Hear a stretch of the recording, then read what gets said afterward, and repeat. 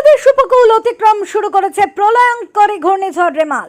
ঘূর্ণিঝড় চলাকালে বসতবাড়ি তছনছ এবং মৃত্যুর সংবাদ পাওয়া গিয়েছে। ঘূর্ণিঝড় রেমালের এই তাণ্ডব চলবে মধ্যরাত্রি পর্যন্ত। মোংলা ও পায়রা বন্দরে 10 নম্বর এবং কক্সবাজার চট্টগ্রাম সমুদ্র বন্দরে 9 নম্বর মহাবিপদ সংকেত দেখানোর মধ্য দিয়ে বাংলাদেশ উপকূলে অতিক্রম করেছে রেমাল।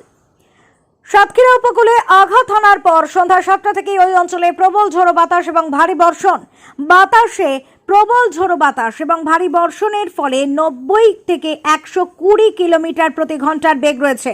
এর ফলে উপকূলে 8 থেকে 12 ফুট জলোচ্ছ্বাসের শঙ্কা। বাংলাদেশ সরকারের মেগা প্রকল্প চট্টগ্রামের বঙ্গবন্ধু শেখ মুজিবুর রহমান টানেল ঘূর্ণিঝড় রেমালের প্রভাবে 12 ঘন্টা বন্ধ রাখা হয়েছে। সব ধরনের যান চলাচলে কড়াকড়ি নিষেধাজ্ঞা রয়েছে। তীব্র বাতাস, জলোচ্ছ্বাস, ঝোড়ো হাওয়া সহ ভারী এবং অতি ভারী বৃষ্টি এবং বন্যা পরিস্থিতি তৈরির সম্ভাবনা। Bureau report, SD news media, Bangladesh.